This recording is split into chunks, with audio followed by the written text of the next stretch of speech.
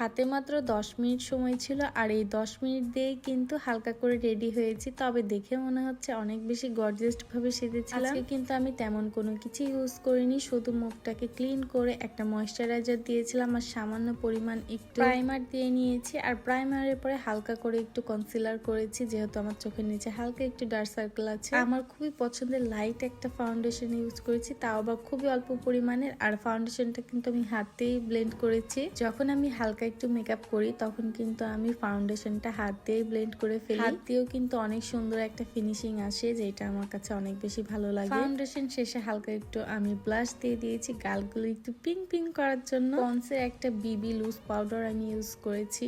এই কয়টা প্রোডাক্ট দিয়ে কিন্তু আমার মুখের মেকআপটা পুরোটাই আমি শেষ করে ফেলেছি। চোখের মেকআপটা একদমই আমি ন্যাচারাল রেখেছি, হালকা একটু বাদামি কালার করে হাইলাইটার প্যালেট থেকে একটু হাইলাইটার নিয়ে শুধু মাঝখানে দিয়ে দিয়েছি। বরাবরই কিন্তু বলে আসি, এমনকি মেকআপ ভিডিও আপনাদের সাথে যখনই আমি যেটা শেয়ার করি না কেন, একটা কথাই বলি, আমি কিন্তু মেকআপ আর্টিস্ট না, কোথায় থেকে আমি কিন্তু মেকআপও শিখিনি। টুকটাক নিজে যা পারি, যেগুলো পারি ওগুলোই কিন্তু আপনাদের সাথে শেয়ার করি। কারণ মেকআপ দেখে এমনকি আমার তেমনটা শিখাও নেই, নিজে থেকে মনে হয় যে এটা করলে আমাকে ভালো লাগবে, এমন ভাবে সাজলে ভালো লাগবে, ওইটাই কিন্তু আমি করি। মেকআপ নিয়ে কাজ করা, মেকআপ শিখা, এটা কিন্তু আমার ছোটবেলা থেকে অনেক বেশি শখ। তবে বাচ্চা কাচ্চার সংসার সবকিছু মিলিয়ে তো আর নিজের সব শখ পূরণ হয় না। সুন্দরভাবে পরিপাটি করে সাজাগোজার ওই রকম সময়ও পাই না। তবে যখনই সময় পাই নিজেকে কিন্তু নিজের মনের মতো করে সাজিয়ে গুছিয়ে তুলে নিই। একটা সময় ছিল নিজেকে কি পরে ভালো লাগবে, কিভাবে সাজলে ভালো লাগবে কোনো কিছুই জানতাম না। বড় আপু আম্মু যখন যেটা পছন্দ করে দিত, বড় আপু যেভাবে সাজিয়ে দিত সেইভাবেই ঠিক সাজতাম। এখন দেখেন কত বড় হয়ে গেছি, নিজের কেনাকাটা নিজেই করি, এমনকি বাবুকে কেনাকাটা নিজেই করে দিই। এখন আর কাউকে পছন্দ করে দিতে হয় না, এখন নিজের পছন্দটা নিজেই করে নিই। এমনকি এখন নিজেই বড় আপুকে বলি যে তুমি এটা কিনো, এটা করো, এটা করলে তোমাকে ভালো লাগবে। বড় হওয়ার সাথে সাথে হয়তো এগুলোই মানুষের জীবনে পরিবর্তন। আপনাদের সাথে গল্প করতে করতে আমি কিন্তু একদমই রেডি হয়ে গেছি। আজকের ভিডিওটা আমার কেমন লাগলো অবশ্যই কমেন্ট করে জানাবেন। সাজগোজার মধ্যে আমার কিন্তু নোজপিন অনেক বেশি পছন্দ,